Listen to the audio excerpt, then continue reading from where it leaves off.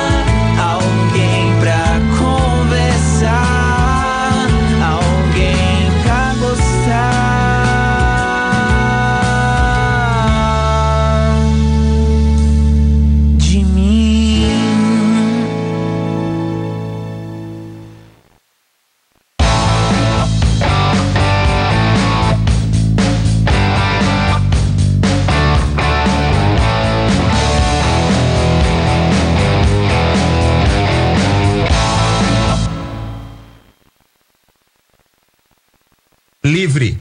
Programa liberado para todas as idades.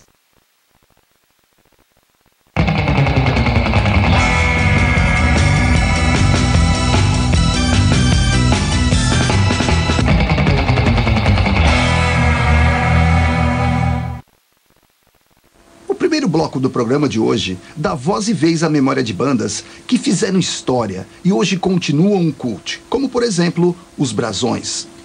Além dos Mutantes, havia uma pobreza muito grande na jovem música brasileira. Para quem não conhecia os Brasões, Bob, Edu, Taco e Miguel produzem o mais moderno som instrumental vocal da jovem música brasileira. Nelson Motta, 1970. Caçavam bruxas no telhado em Gotham City, no dia da independência nacional. Os Brasões, eu lembro que era uma banda de apoio do Tom Zé, né? Eu lembro que eles fizeram uma versão do Macalé do Gotham City, né? Há um abismo na porta principal. Eu fiz um quarto quase azul em Gotham City. E aí, velho? Ô, velho, é que é? Ai, caralho. Puta, eu tô caralho.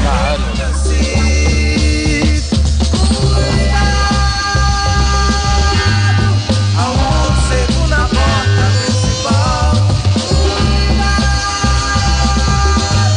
Há um abismo na porta principal. No céu de Gotham City é um sinal. Os Brasões fez parte da Tropicália, né? Ativa, né? Então nós acompanhávamos o Gil, a Gal, o Tom Zé, né? Macalé.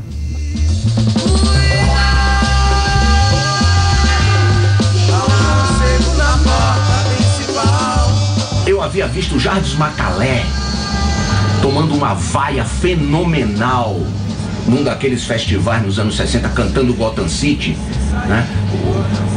Tinha a torcida de Caetano, a torcida de Edu Lobo, a torcida de Chico Buarque. Ninguém torcia pro pobre do Macalé.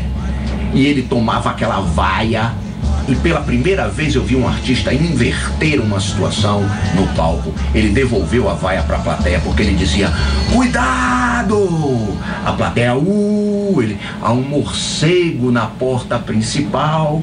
Cuidado! E a plateia, ele, há um abismo na porta principal.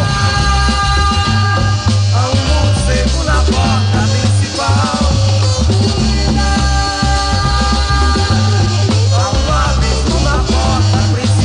Foi uma das performances, talvez tenha sido a performance inesquecível da minha vida. A gente fez uma temporada de quase um ano, né, na Lagoa, no Teatro da Lagoa. Não, não foi tudo isso, não. Porque normalmente quando o teatro abria, já estava lotado. Já abria, lotava. Naquela época não falava grupo, né? Não, é do conjunto, né? Era conjunto? Era conjunto ou banda? Ou os não sei o quê, os brasões, os mutantes. Você via mutantes, Caetano estava por ali. Caetano via mutantes. Podia dar um bico, Caetano estava perto. Estava junto. Já o homem da swingueira, que era o Gil, era nós que segurava.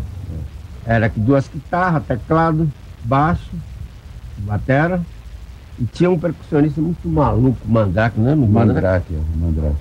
Mandrake tocava logo não sei quantas coisas ao mesmo tempo. O Mandrake, Também não tocava muita coisa, era 10 minutos, 15 minutos de som, era só abrir para relaxar.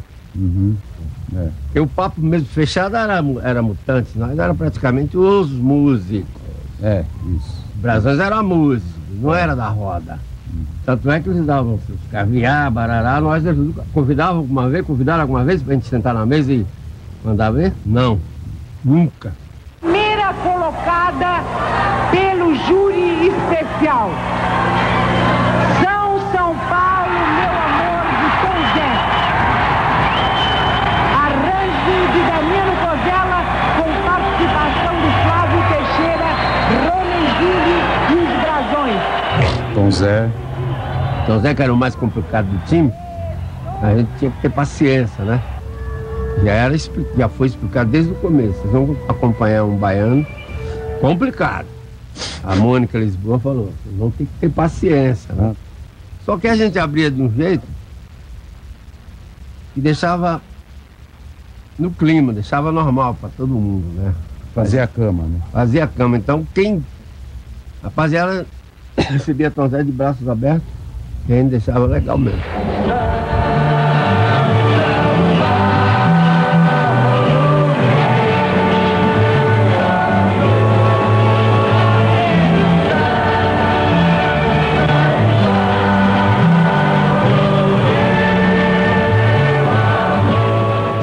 A gente reuniu uns amigos músicos, né? Na época tinha o Tadeu, que era do sindicato, o Mano Sérgio, o Edu Viola. Justamente nessa época a gente fez esse evento porque estava havendo uma proibição de shows ao ar livre, né? E a gente fez a nossa manifestação, né? E foi isso, rolou, ficou uma tarde toda.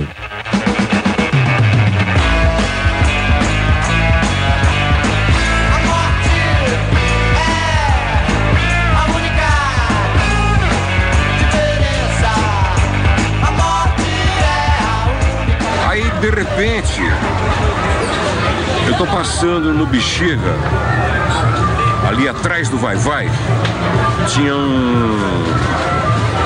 atrás do Vai-Vai tinha um circo, uma lona de circo, entendeu? E o Sr. Ricardo Petralha cantando, cara. O cara tava cantando a morte. A morte é a única diferença. Mas eu tenho 30 cidades dentro de mim. E ainda tenho São Paulo.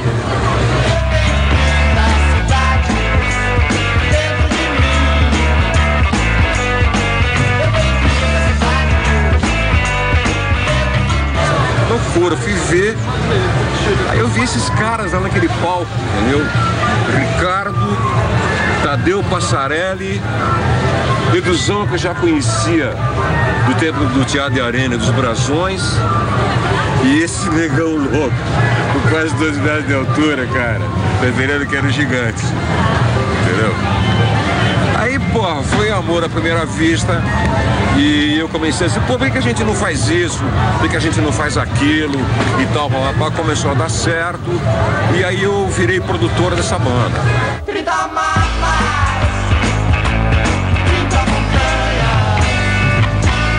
Eu acredito que na tua série, essa casa que tenha entrado, Bibapalula.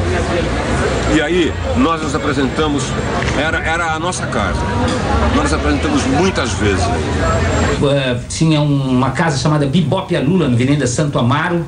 Foi lá que eu conheci o Sindicato, com o Ricardo Petralha. Foi lá que eu conheci o Mauaca, com o Oliver Daguerre, o Tony Ozaná.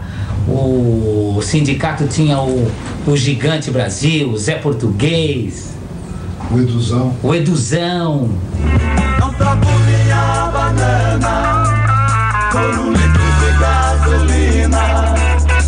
Não troco minha banana por um litro de gasolina. Era do caraca. Não troco minha banana por um litro de gasolina. Ver o Rick Petra anunciando o Zé Português e eu tenho o único baixista do Brasil que tem o dedão do pé com sabor de uva. Ele falava isso. Muito louco. Lá no Bibapalula. Eu não troco minha banana por um litro de gasolina. Não troco minha banana por um litro de gasolina.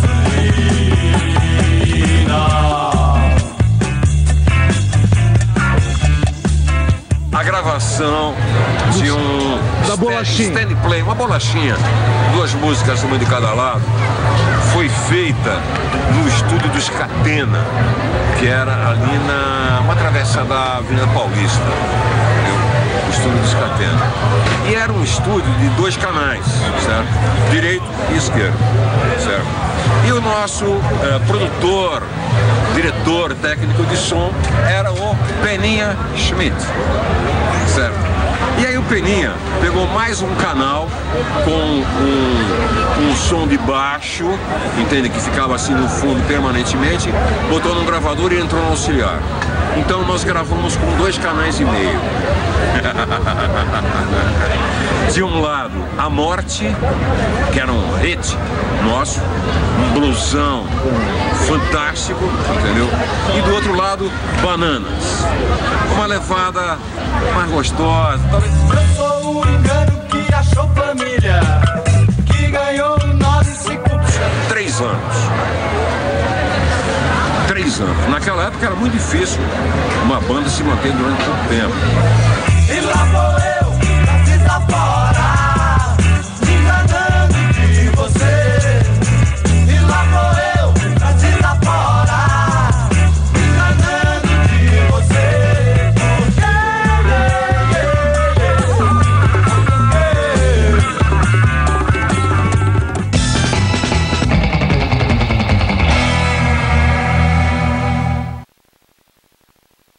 O Brasil não para de descobrir a programação e os serviços exclusivos da TV por assinatura. Tudo graças a profissionais que trabalham dia e noite para levar tecnologia e diversão para milhões de famílias. Pirataria e conexões ilegais não só comprometem a segurança e o conforto de quem assiste, mas também ameaçam o emprego de quem trabalha para garantir o que só a verdadeira TV paga oferece. Diga não à pirataria. Você só tem a ganhar.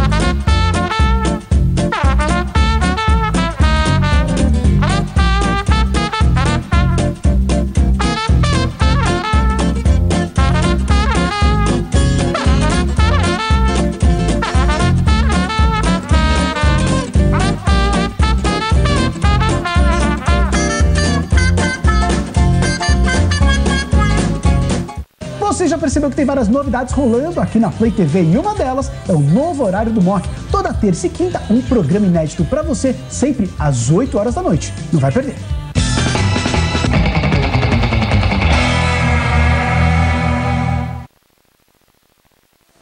Nessa segunda parte, começamos com uma visita à casa de Simbas, que conta a história do Casa das Máquinas.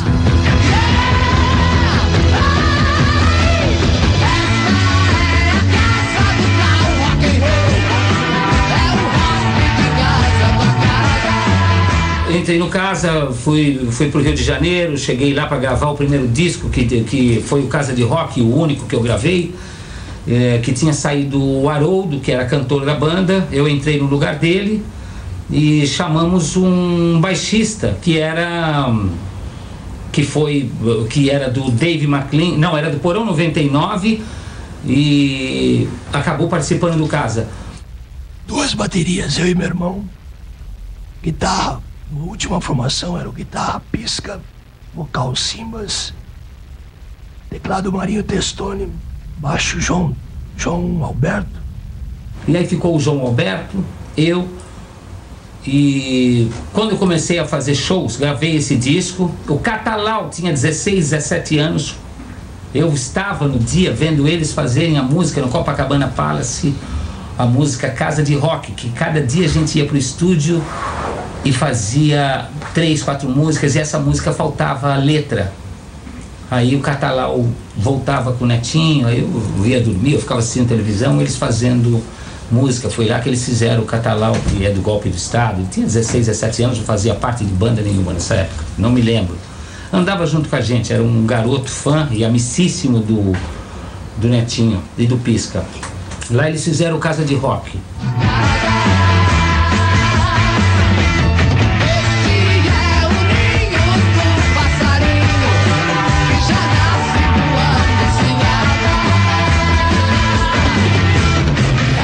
Gravamos o Casa de Rock, voltamos e continuamos a fazer os bailes que tinha, 20 bailes, aí caiu para 18, 16, 14, quando foi para 12, o Marinho Testoni saiu da banda, foi para os Folhas. Só que em janeiro, a banda, de tanto fazer televisão com aquela imagem que eu tinha, com as roupas que eu usava, boca pintada, a banda estourou em janeiro, começou a fazer 20, 22 shows por mês. Chegamos a fazer 220 shows num ano. Liguei pro Netinho. Netinho, como é que tá a agenda de shows aí? Ah, tá legal. Isso era mais ou menos junho. Mês de junho ainda. Voltou e falou, olha, o último show que tem é na Argentina, no Luna Park, é um show do Billy Bond, vendeu pra gente lá no Luna Park, junto com Nito Messi, Charlie Garcia, Pastoral, Horizonte. Aí eu falei, porra, cara, esse é o último show do Casa? Que tá marcado aí na agenda? Ele falou, é. Eu falei, então dessa data em diante eu não vou fazer mais parte do Casa, Netinho. Não venda que comigo eu não vou estar mais. Eu acabei de assumir um compromisso com o Luiz Carlini. Foi difícil falar aquilo porque tinha um grande amor, e tenho, pelo Netinho, por todos os integrantes da banda. Mas já tinha passado tempo dentro daquilo que eu te contei, da minha história, da minha vida, de todas as bandas. Chega uma hora que enche o saco. Uma banda totalmente diferente, de rock pesado, que deu certo, foi tão violento que a gente teve que parar. Porque ia bater num poste a 200 por hora e foi melhor assim. E agora o pré-punk do Joelho de Porco e suas 1000 formações, em um papo com Próspero Albanese. Bombadinhas que fazem do assalto a sua profissão na Avenida São João. Comecei com os Abrasivos, com o Eduardo Zocchi e com o Fábio. Bom nome, hein? O Eduardo Zocchi, o Fábio que tinha uma Strato na época, não tinha contrabaixo. E na época não tinha baixista, não existia baixista pra achar. Aí eu achei o Tico, do Dante, e tal. Aí era baixo de pau. E nem era Joelho de Porco. O primeiro Joelho de Porco era eu, o Próspero Albanese e o Gerson Tatini. Também nós era o primeiro Joelho de Porco. Então tudo isso rodava assim naquele bairro da Aclimação, né? A história mesmo do nome foi um festival que tinha os grupos da Aclimação que falaram, o festival pega do nome daqui. Aí o Fábio Gasparini tinha comido um Einsberg e falou, bota aí Joelho de Porco. E foi daí que nasceu o nome. O Joelho de Porco é um grupo musical fundado mais ou menos entre 70 e 71. E é um grupo que começou a cantar o rock em português na época, que até então todos cantavam em inglês. Nessa época, meu pai bebia muito e batia na minha mãe. E a única solução foi fundar o Joelho de Porco. Se você quiser saber por quê, não lhe digo, você não merece ver. Se você vai de chachado, eu vou de rock and roll. Isso aí foi o Se Você Vai de Chachado, eu vou de rock and roll, que tava fazendo a batera. Você. Eu tava no caixotinho lá, o Rodolfo no baixo, era um balde, parece. O Conrado Ruiz, que era do Mona, foi o primeiro cantor. Ele foi o lead do cantor, do Joelho. E emprestado era o Gerson Tati na esquerda, numa guitarra. O Joelho de Porco, originalmente tinha uma formação que era Walter Baiô, Flávio Pimenta, Próspero e eu. Andando nas ruas do centro, cruzando o viaduto do chá, eis que me vejo cercado, trombadinhas querendo me assaltar, me assaltar, me assaltar, me assaltar. Andando nas ruas do centro, cruzando o viaduto do chá. A estreia do Joelho de Porco foi a seguinte: 5h30 da tarde eu estou na porta do teatro, eu estava produzindo aquele negócio todo. Meu filho, Pedro, que tinha nascido naquele dia, e 9 horas da noite eu tinha espetáculo. 5h30 eu estou lá na porta esperando, tá o Tico Terpes, que a gente não sabia nunca onde é que ele estava. Aí de repente vem uma barca daquelas da Polícia Federal e para assim na porta do Teatro do Escobar. Aí sai um negócio daquele assim, gordo, né, com uma pasta assim na mão. Ele vem assim e fala assim: por favor, o senhor conhece o senhor Júlio Calaço? E o senhor Tico Terpins? Ele falou assim: então o senhor pode me acompanhar, por favor? E aí, meu amigo, eu vim parar na Xavier Toledo, que era onde era a sede da Polícia Federal naquela época, para explicar qual era a razão da gente estar lançando um disco sem selo, sem gravadora. Quem são esses caras? O que esses caras querem com isso? Eu tive que explicar o que a gente queria com isso.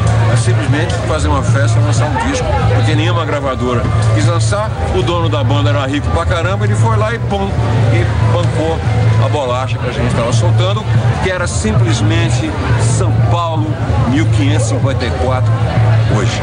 Quando gravou o primeiro disco, 1545 de São Paulo, aquilo era o rock brasileiro. 1, 2, 3, 4.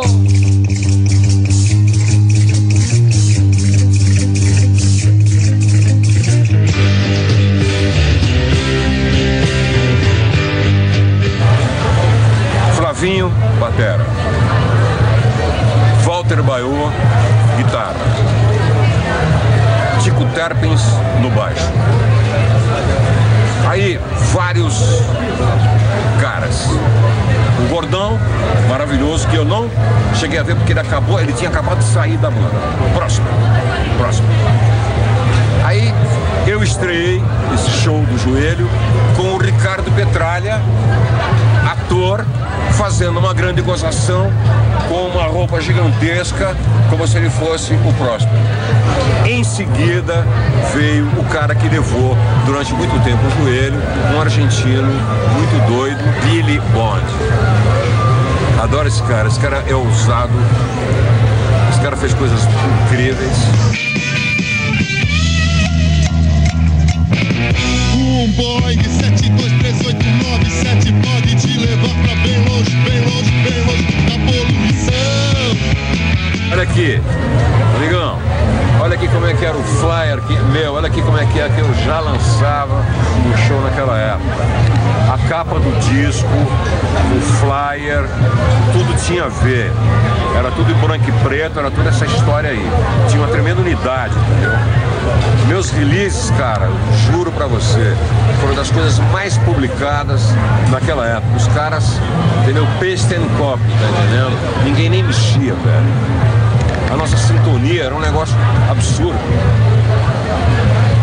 Depois eu fui tratar da minha vida, acho que foi um outro disco. Me parece que o Branco, eu saí para advogar, e aí teve um intervalo e fui chamado num telefone.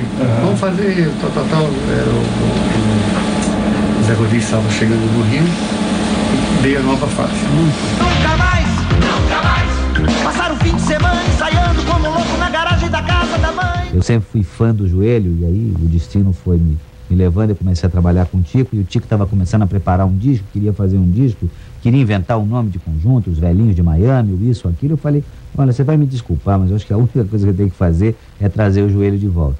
E aí nós fizemos um disco chamado Saqueando a Cidade, que foi uma retomada super legal. E aí nesse disco e no seguinte a gente conseguiu formular essa formação que está agora, que é Tico, eu, o Próspero pronto aí. E o David Zing. E acho que é a coisa mais interessante que tem, pelo menos é a única coisa que dá saudade. Essa dá saudade. Quando a gente para de fazer, dá saudade. The Beatles. Joelho de porco. Cortou. Nevermore. Tudo que eu peço são mais 18 anos sem sucesso. Mudou muito o tipo de música, foi dificílimo para mim me adaptar, porque minha coisa era mais um rock simplesinho, com ele apanhei muito. Eu não lembro, na verdade, era uma grande nuvem para mim, quer dizer, construído por mim. Nuvem de drogas, álcool, meninas, toda aquela coisa, eu não lembro. Era 1871. Eu estava muito gordo, passando muito mal, e veio uma outra concepção do Zé Rodrigues. E eu estava no spa e vinha, marcava e gravava. É o que eu posso dizer. É um disco que eu não gosto. Sério? Que não é rock. Tudo que eu peço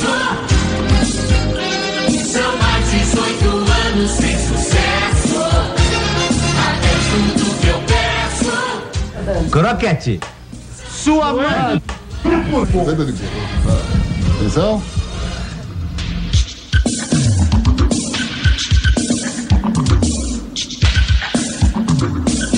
Nunca mais tomar o cano do empresário nordestino que vendeu um show em Corumbá e ficar em Corumbá. Sem almoçar, sem jantar. Nunca mais mostrar um passarinho ao vivo para 30 milhões no Festival dos Festivais da TV Globo. Roberto Submarino. Nunca mais ser empresário argentino, parceiro argentino, produtor argentino, contador argentino. Una amante argentina. Nunca mais tomar chuva de gelo no Réveillon do Guilherme. Nunca mais se arriscar a pegar AIDS de diretor artístico. Nunca mais dar parceria a produtor que tem nota de disco. Nunca mais fantástico, não é aqui. Nunca mais fazer show em teatro que não tem banheiro, que não tem cortina, que não tem camarim.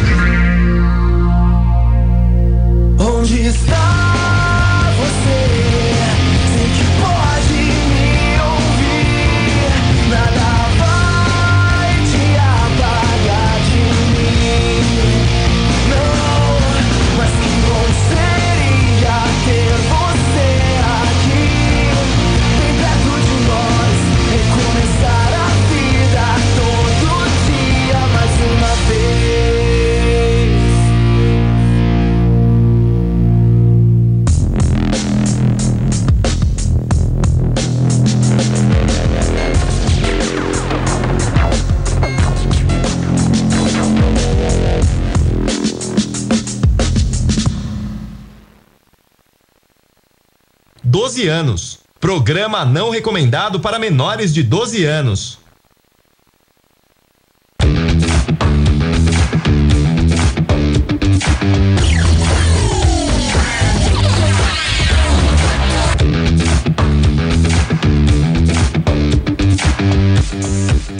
Começando mais um mock pra você aqui na sua Play TV. Vamos começar o mock de hoje muito bem, afinal a gente vai começar com análise pra você, não de um, mas de dois jogos indie de terror, Into the Gloom e também Uncanny Valley. Dois jogos de terror com bastante exploração, com quebra-cabeças pra você resolver. A diferença é que o Into the Gloom é em primeira pessoa e o Uncanny Valley é, na verdade, um 2D lateral. Mas dois jogos muito interessantes. Vamos saber mais sobre eles.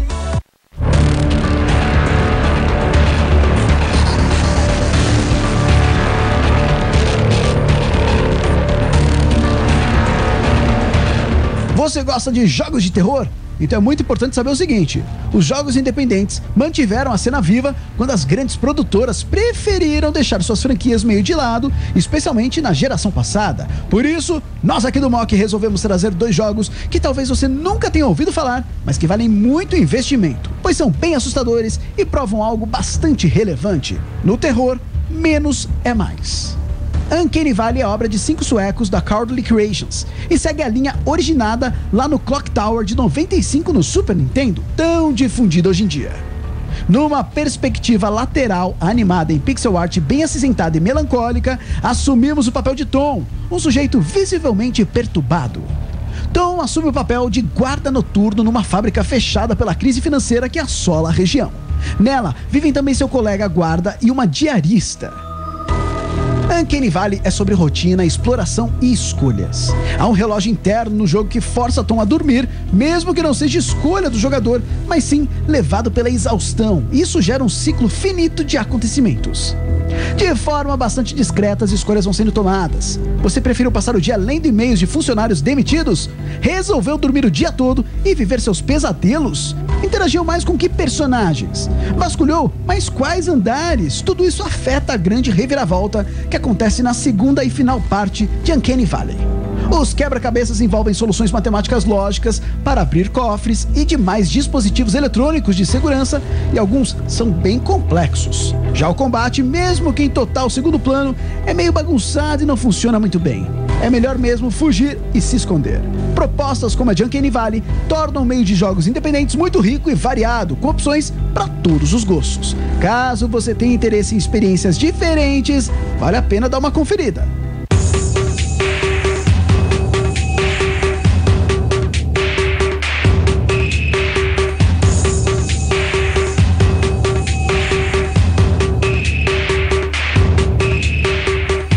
Nossa segunda recomendação vem da Venezuela e é uma dessas obras feitas por um único sujeito, no caso, Emanuel Ramos e seu Into the Gloom.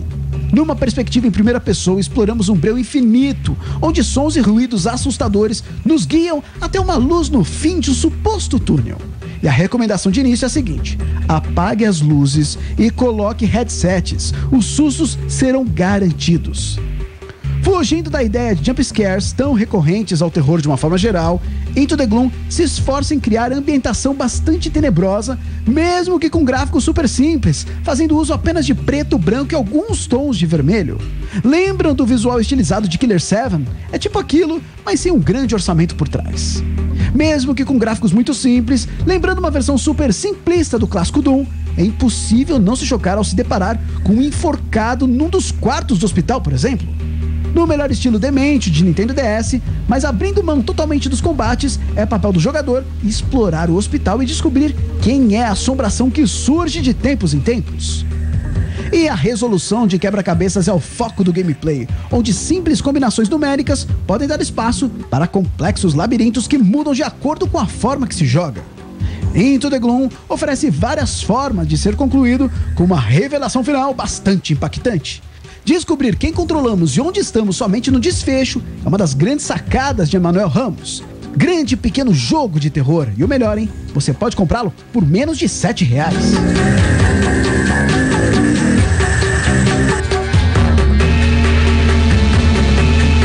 Tá aí pra você então 2 jogos analisados aqui no Mock, 2 jogos independentes, como a gente acabou de conferir, Into the Gloom e Uncanny Valley. Se você não conhecia, conheceu agora. Mas olha só, já tá disponível o DLC para The Crew, tá disponível para PCs, Play 4, Xbox 360 e também pro Xbox One, o pacote que se chama Vintage. E além de 3 carros lá das antigas, traz novas missões, novas possibilidades em matéria de customização e o modo inédito PVP. Vamos conferir um vídeo que mostra pra gente um pouquinho dessas inovações dentro do game.